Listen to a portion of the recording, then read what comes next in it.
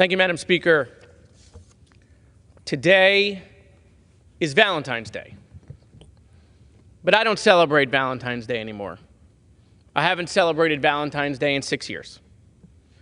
Today is a difficult day for myself, many in the city of Parkland, and my constituents. You see, it's the 6th anniversary of the mass shooting at my high school, Marjory Stoneman Douglas, in my hometown of Parkland. I remember February 14th, 2018 like it was yesterday. I was in Tallahassee when my wife called and said something terrible has happened at the high school around the corner from our home. I was informed that there had been a mass shooting. I immediately traveled home to Parkland. I went to the school that I graduated from and saw what it looks like when your high school is turned into a war zone. I then went to the hotel where they were keeping the families of the kids who were missing.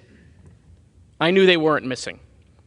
For 8 hours, they waited in that hotel while the Broward Sheriff's Office and the FBI told them what happened to their kid. They pulled families out, one by one, into a separate area of the ballroom, separated by a partition. The process went on from 12:30 in the morning till 3 in the morning. I didn't hear crying. I heard screaming. It haunts me every day. 17 innocent people didn't make it out of that building on that fateful day. I knew we had to do something. And so I brought my colleagues from the Florida legislature to see the building firsthand and see how it affected families in my community. What we saw was unfathomable to imagine. The site of the deadliest high school shooting in American history. Families now have empty rooms in their home.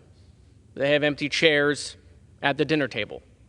My own son, who was 4 years old at the time, went to preschool right around the corner, separated by a traffic light from Marjory Stoneman Douglas. And the teacher that was with my 4-year-old in a closet that day, daughter was killed. While she was protecting my son, her daughter Jamie was killed at Douglas. Like previous Valentine's Day, the parents, the wives, will spend their time visiting children at the cemetery or their husbands at the cemetery. I remember parents telling me one thing, and they said it over and over, and it has stuck with me ever since. And they said the only thing I did wrong was send my kid to school. That's not on them. That's an indictment on us. It's an indictment on the elected officials who have failed to do nothing to keep our kids safe in school. I mean, look at them. These were babies murdered in their classroom. Teachers. Aaron Feist, I went to high school with. He was on my football team when we were in high school. He became a football coach. He ran in to try to help and was gunned down.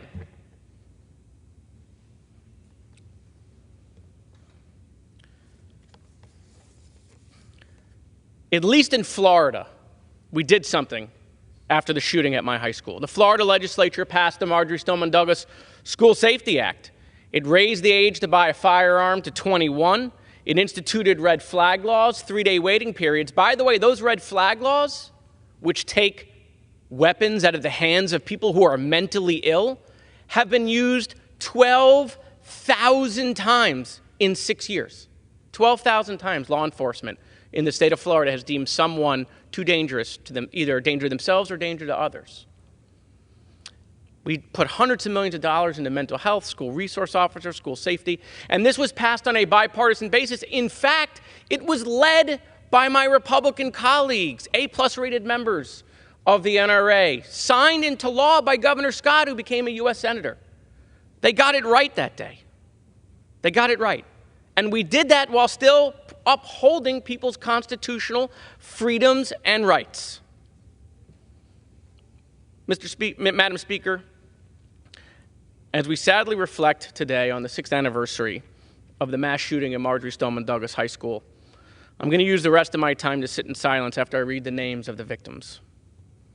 Alyssa Alhadeff, Martin Duque Anguiano, Scott Beagle, Nicholas Dorette, Aaron Feiss, Gentleman's time's expired.